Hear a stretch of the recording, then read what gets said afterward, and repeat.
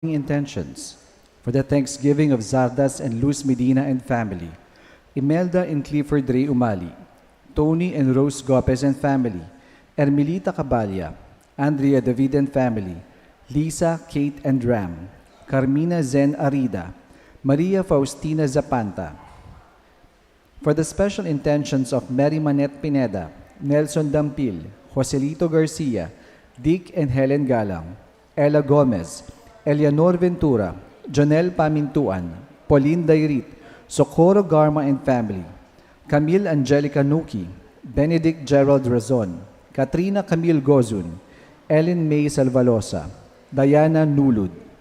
For the speedy recovery, safety, good health, and complete healing of Sister Benita Reyes, Remigio Pangan, Melissa Villanueva, Maricon Makadangdang, Ronnie Reyes, Perry Dairit, Rose Tiglao, Milger and Antoinette Javier, Clarita Doruelo, Irene Autencio, Pauline Dairit, Anthony Chase Ugozun, Mirna Ulege, Erica Dalus, Jesusan David, and Gracia Cordova, and all our sick relatives and friends and those with COVID at present.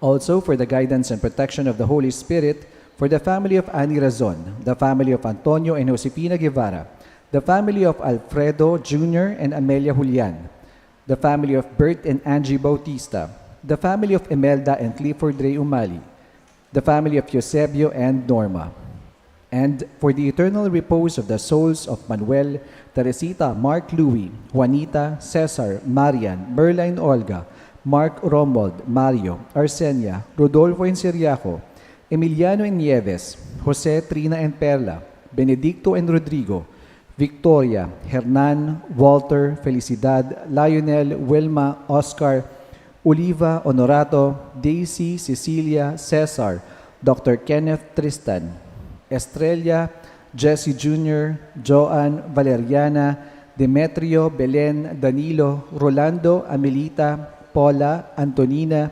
Catalina, Elena, David, Pedro and Africa, Maximo, Marcos and Anthony, Pedro, Juanito, and all the poor souls in purgatory and all those who have died because of the pandemic, and also for our safety and the safety of all frontliners against COVID.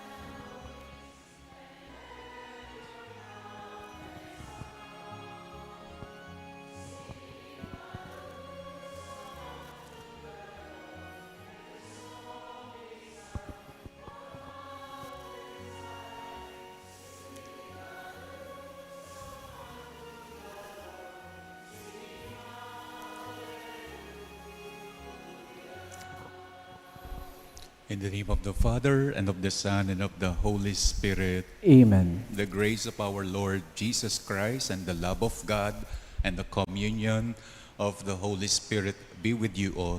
And with your spirit. Let's prepare ourselves to celebrate the sacred mysteries by acknowledging our sins. I confess To Almighty God and to you, my brothers and sisters, that I have greatly sinned in my thoughts and in my words, in what I have done and in what I have failed to do. Through my fault, through my fault, through my most grievous fault. Therefore I ask Blessed Mary, ever Virgin, all the angels and saints, and you, my brothers and sisters, to pray for me to the Lord our God. May Almighty God have mercy on us, forgive us our sins, and bring us to everlasting life. Amen.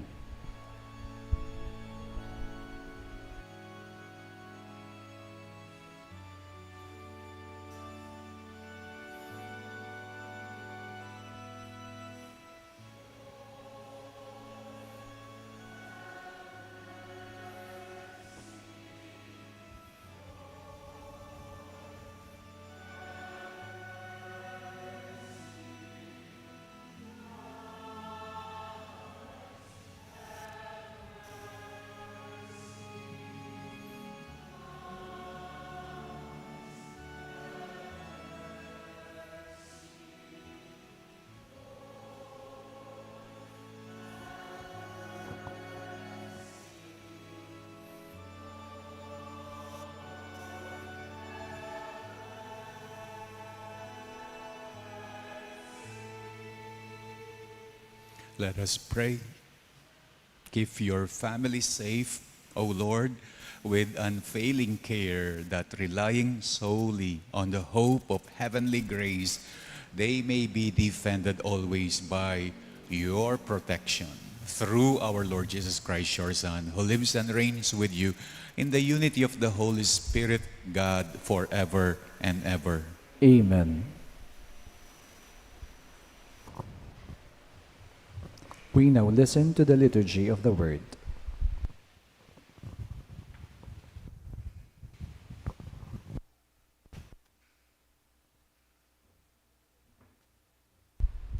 A reading from the first book of Kings. When Solomon was old, his wives had turned his heart to strange gods, and his heart was not entirely with the Lord, his God, as the heart of his father David had been.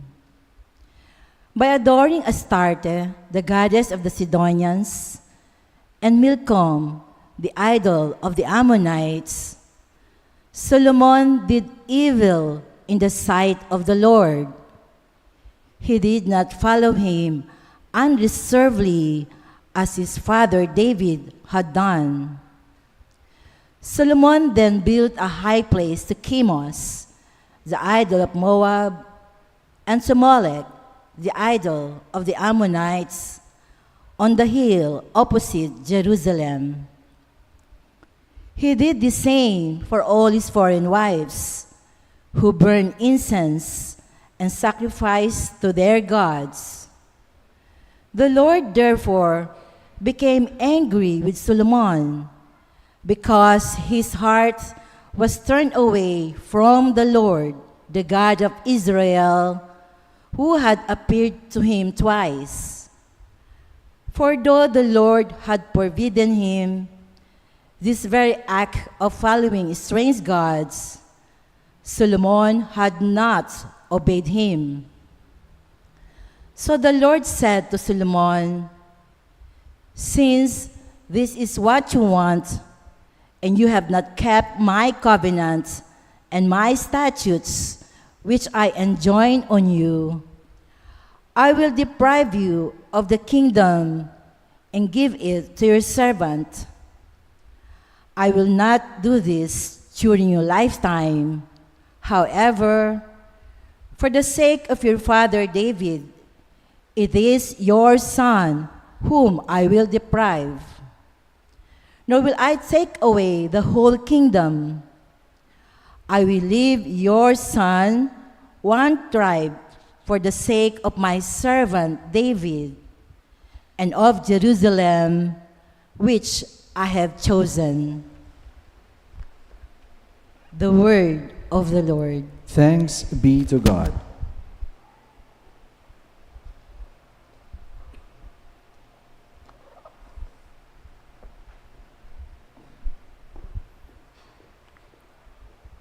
Responsorial Psalm.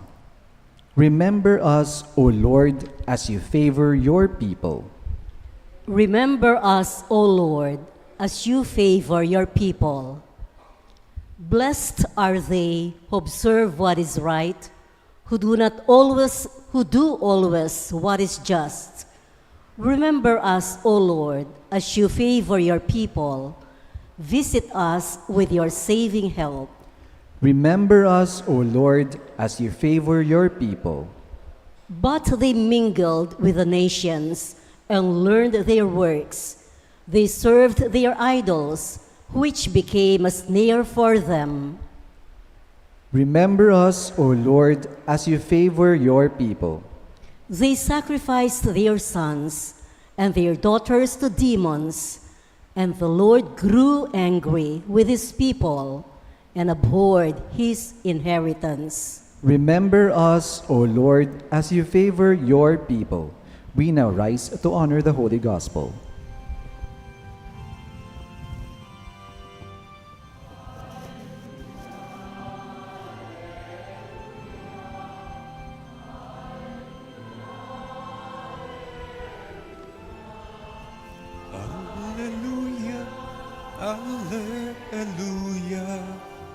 Alleluia, alleluia, alleluia, alleluia. Alleluia, alleluia, alleluia, alleluia, alleluia, alleluia, alleluia.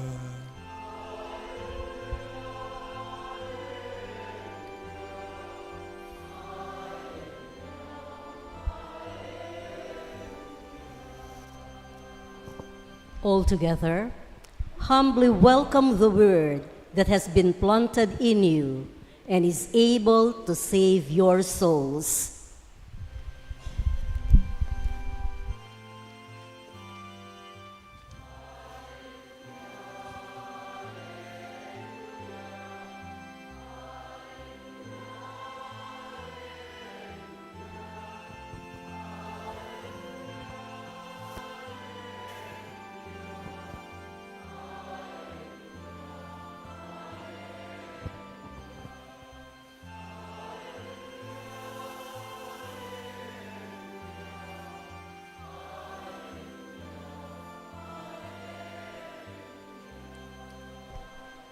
The Lord be with you. And with your spirit. A reading from the Holy Gospel according to Mark.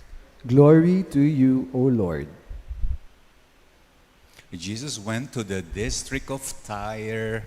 He entered a house and wanted no one to know about it, but he could not escape notice. Soon, a woman whose daughter had an unclean spirit heard about him. She came and fell at his feet. The woman was a Greek, a Syrophoenician by birth, and she begged Jesus to drive the demon out of her daughter. Jesus said to her, "Let the children be fed first. It is not right to take the food of the children and throw it to the dogs." The woman replied and said to Jesus, "Lord, even the dogs under the table eat the children's scraps." And then Jesus said to her, "For saying this, you may go. The demon has gone out of your daughter." When the woman went home, she found the child lying in bed and the demon gone. My dear brothers and sisters, the Gospel of the Lord. Praise to you, Lord Jesus Christ. Ewan ko bakit palagi sa mga kwento ni Jesus, yung mga kalaban, sila pa yung lumilitaw na mga bida. Yung ibang relihiyon, sila pa yung lumilitaw na may malakas na pananampalataya. Yung mga underdog, yung mga tinitignan na dehado, sila pa yung lumilitaw na nakalalamang in anything. Yung iniisipan na masama, sila pa yung lumilitaw na mabuti. Just like in the parable of the Good Samaritan. Yung Samaritano, isang kalaban, isang dayuhan, ibang relihiyon na iniisipanan na masama. Siya pa yung tumulong doon sa tao na nakahundasay sa daan na halos pinatay ng mga tulisan. Yung mga Hudyo na dumadaan, yung pari, yung levita, yung karelihiyon, sila pa yung umiwas, sila pa yung umilag.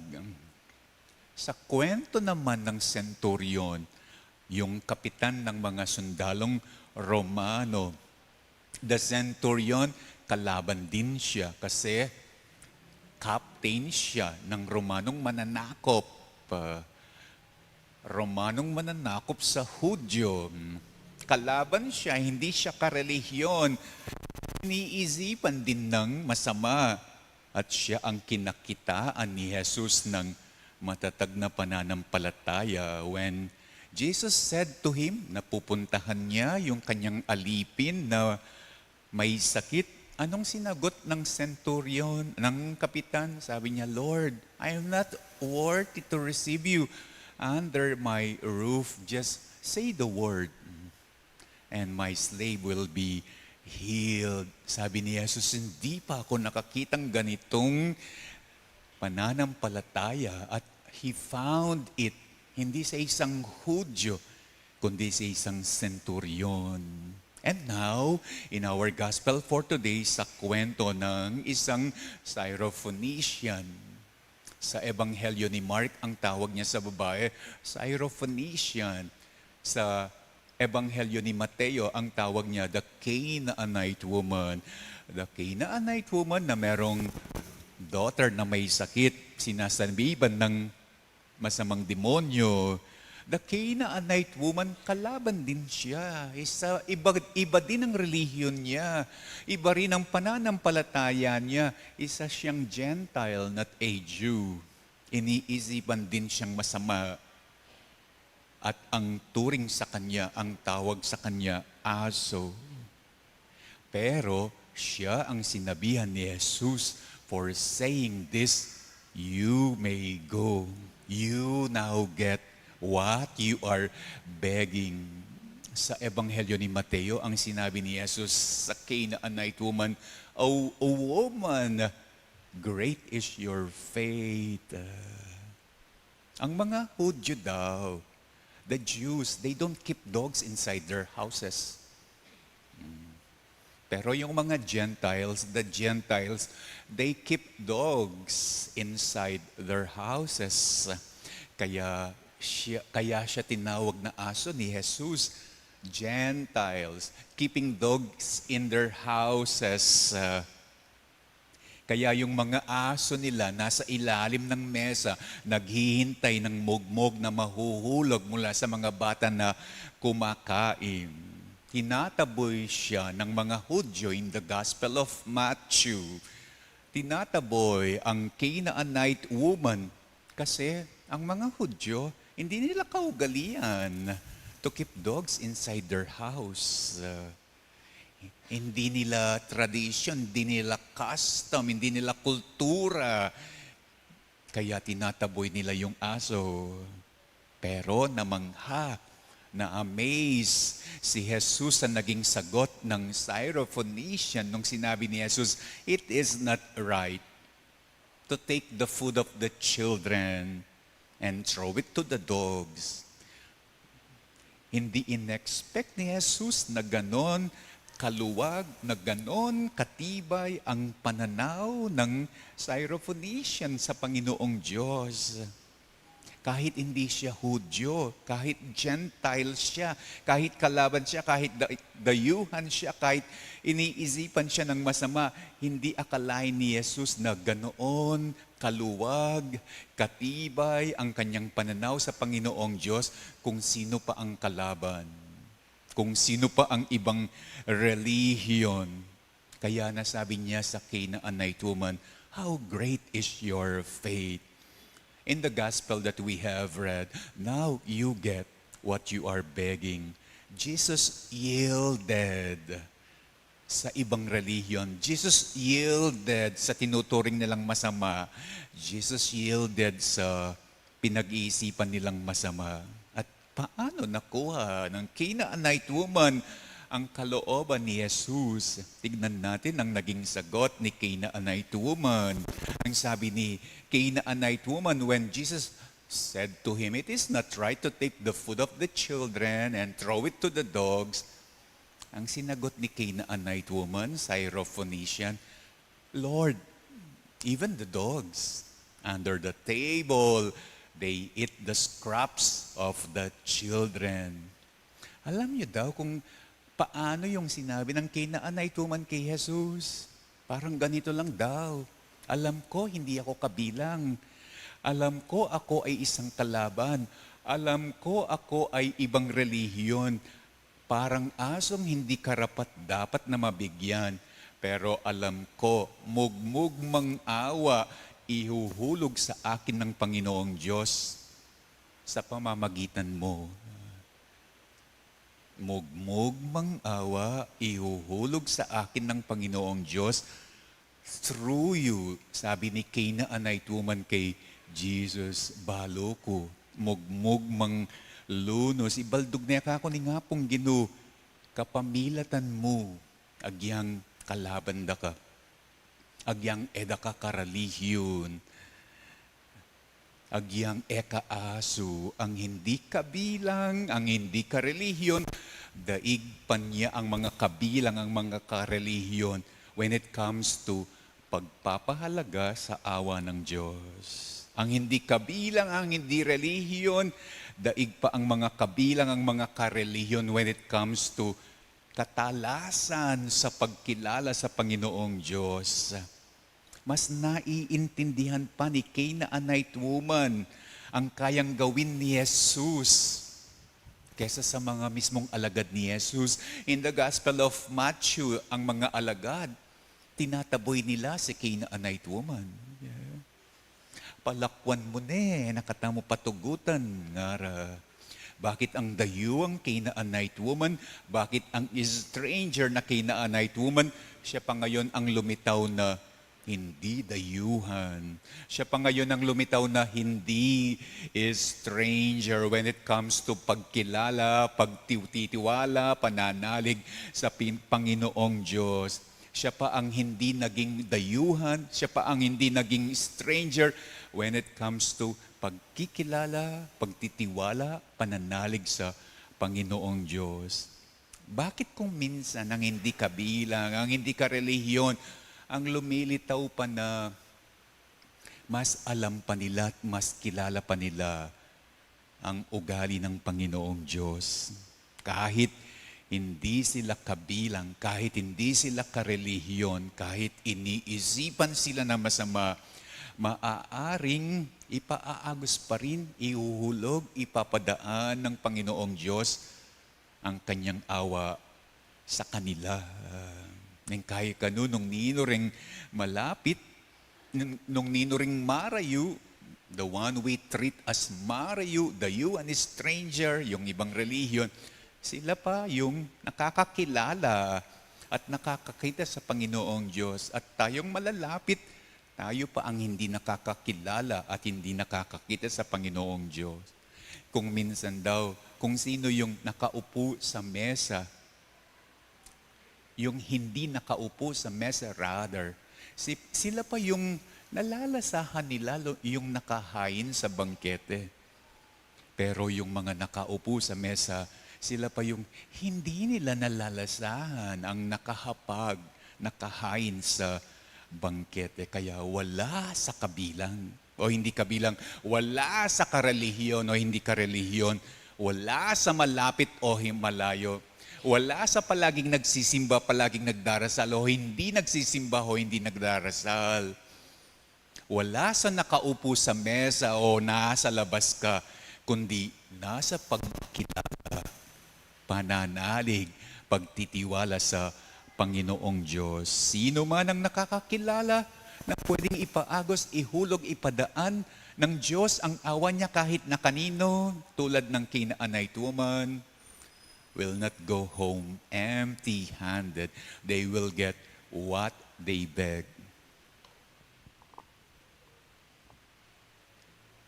Please rise. Jesus Christ tore down the barrier separating Jews from Gentiles as one people of one new and eternal covenant. Let us now pray to the God who unites us. And to each prayer, let our response be, Lord of all nations, hear us. Lord of all nations, hear us. That the church throughout the world may become a channel of God's mercy, peace, and love, let us pray to the Lord. Lord of all nations, hear us. That as a community of believers, we may not be divided by petty barriers of hatred and prejudice, let us pray to the Lord. Lord of all nations, hear us. That mothers who are anxious and deeply worried about their children's health may never fail to turn to Jesus for support and comfort. Let us pray to the Lord. Lord of all nations, hear us. Let's also pray for the following, for the thanksgiving of Sardis and Luz, Imelda and Clifford, Ray, Tony and Rose, Melita, Andrea, Lisa, Kate and Ram, Carmina Zen, and Maria Faustina, together with their whole families. Let's pray for the special intentions of Mary Manette Nelson, Joselito, Deacon Helen, Ella, Eleanor, Jonel, Pauline, Socorro, and family, Camille, Angelica, Benedict, Gerald, Katrina, Camille, Ellen, May, and Diana. That the sick and the dying may be comforted by the Father of Love and Mercy, especially Benita, Remigio, Melissa, Maricon, Ronnie, Perry, Rose, Milgar, and Antoinette, Clarita, Irene, Pauline, Anthony, Chase, Mirna, Erica, Jesusan, and Gracia. Let's pray for the guidance and protection of the Holy Spirit for the families of Annie, Antonio and Josepina, Alfredo Jr. and Amelia, Bert and Angie, Cliff, Imelda and Clifford, Ray, and Eusebio and Norma. And that those who have departed from this life may rejoice in God's heavenly home, especially Manuel, Teresita, Mark Louie, Juanita, Cesar, Marian, Merla, Olga, Mark Romwald, Mario Arzenia, Rodolfo Siriaco, Emiliano Nieves, Jose, Trina, Perla, Benedicto Rodrigo, Victoria, Jernan, Walter, Felicidad, Lionel, Wilma, Oscar, Oliva, Honorato, Daisy, Cecilia, Cesar, Kenneth, Estrella, Jesse Jr., Joan, Valeriana, Demetrio, Belen, Danilo, Rolando, Amelita, Paula, Antonina, Catalina, Elena, David, Pedro, Africa, Maximo, Marcos, Anthony, Pedro, and Juanito, we pray. Lord of all nations, hear us. Let's pray for our personal intentions.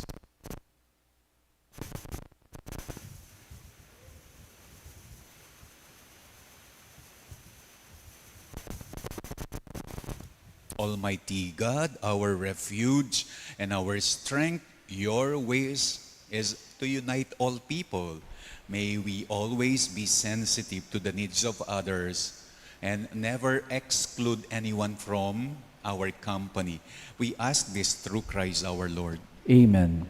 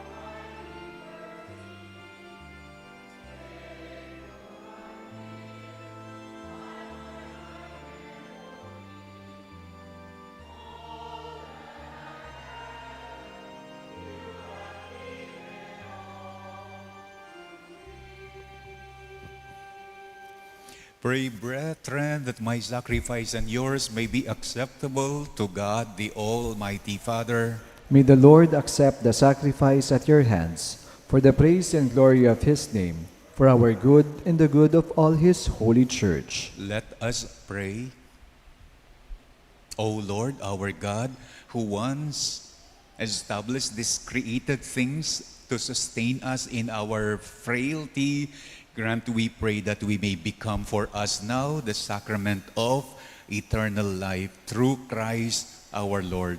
Amen. The Lord be with you. And with your spirit, Lift up your hearts. we lift them up to the Lord. Let us give thanks to the Lord our God. It is right and just. It is truly right and just, our duty and our salvation, always and everywhere, to give you thanks, Lord, Holy Father, Almighty and eternal God, for we know it belongs to your boundless glory that you came to the aid of mortal beings with your divinity. You even fashioned for us a remedy out of mortality itself, that the cause of our downfall might become the means of our salvation through Christ. The host of angels adores your majesty and rejoices in your presence forever.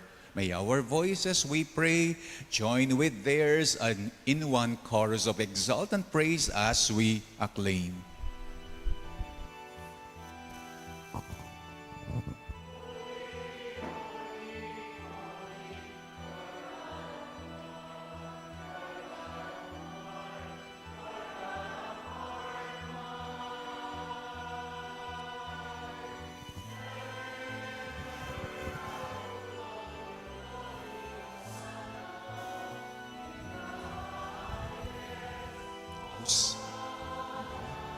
Hosanna, Hosanna in the highest. Blessed, blessed, blessed, blessed is he who comes in the Lord's. Hosanna, Hosanna, Hosanna in the highest. Hosanna, Hosanna, Hosanna in the highest. You are indeed holy, O Lord, the fount of all holiness. Make holy, therefore, these gifts, we pray, by sending down your Spirit upon them like the dewfall, so that they may become for us the body and blood of our Lord Jesus Christ. At the time he was betrayed and entered willingly into his passion, he took bread and, giving thanks, broke it and gave it to his disciples, saying, "Take this, all of you, and eat of it, for this is my body, which will be given up for you."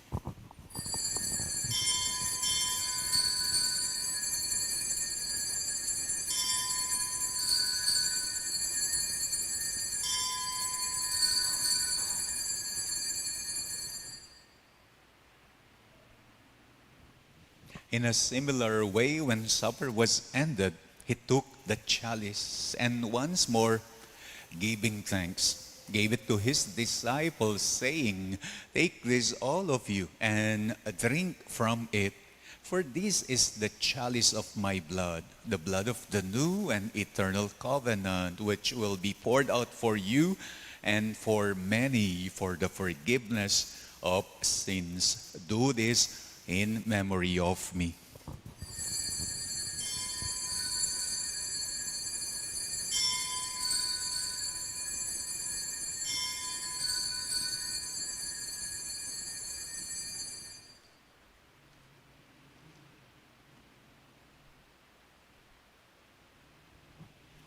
The mystery of faith.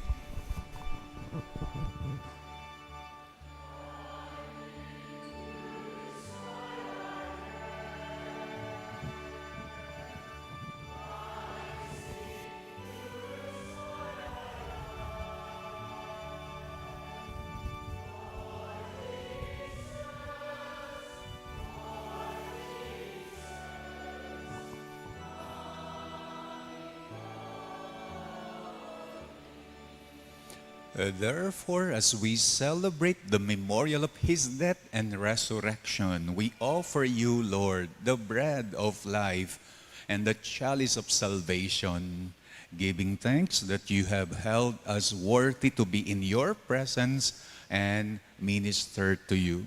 Humbly, we pray that partaking of the body and blood of Christ, we may be gathered into one by the Holy Spirit. Remember, Lord, your church is spread throughout the world and bring her to the fullness of charity together with Francis, our Pope, Florentino, our Bishop, and all the clergy. Remember our brothers and sisters who have fallen asleep in the hope of the resurrection, and all who have died in your mercy. Welcome them into the light of your face.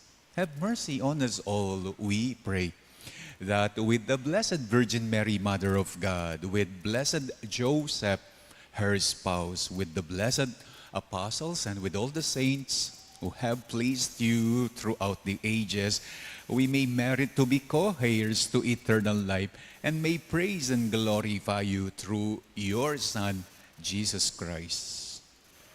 Through him and with him and in him, O God, Almighty Father, in the unity of the Holy Spirit, all glory and honor is yours forever and ever.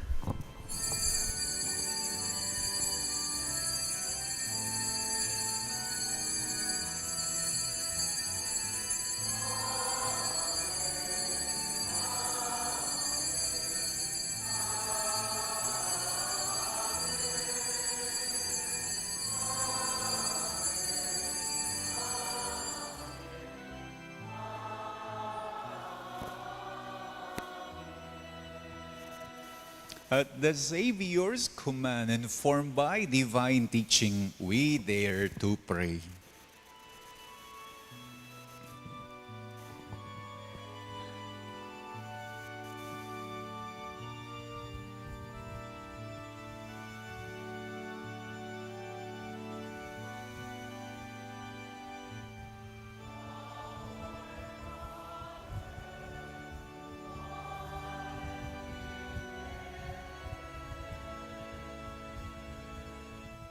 Hallowed be thy name, thy kingdom come, thy will be done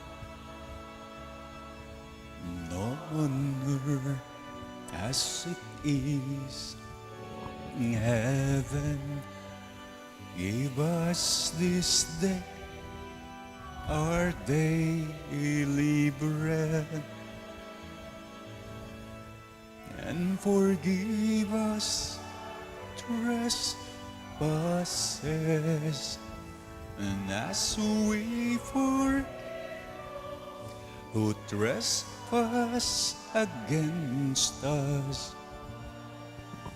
and lead us not into temptation, but deliver us from evil.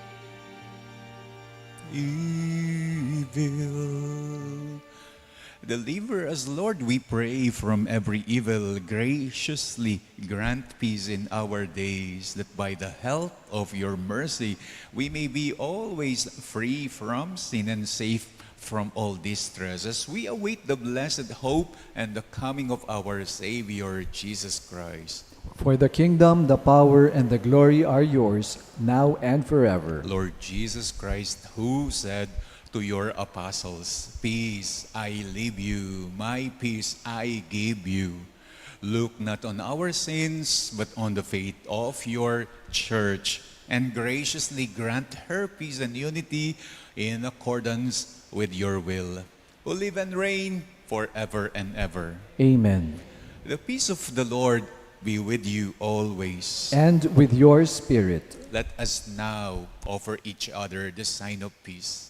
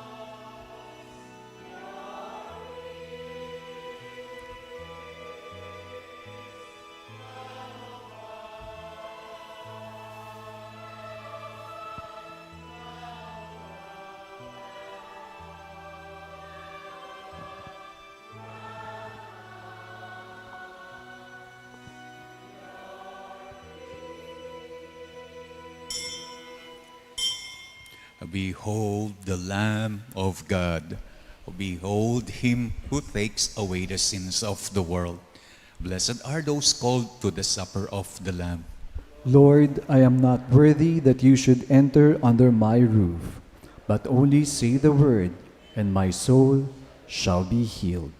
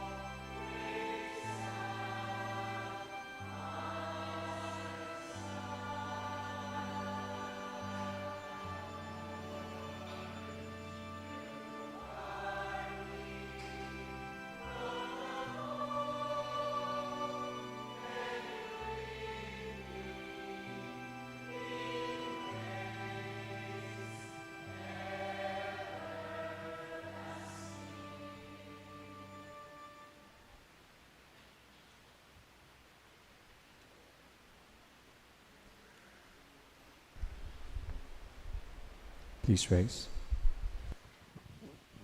Let us pray.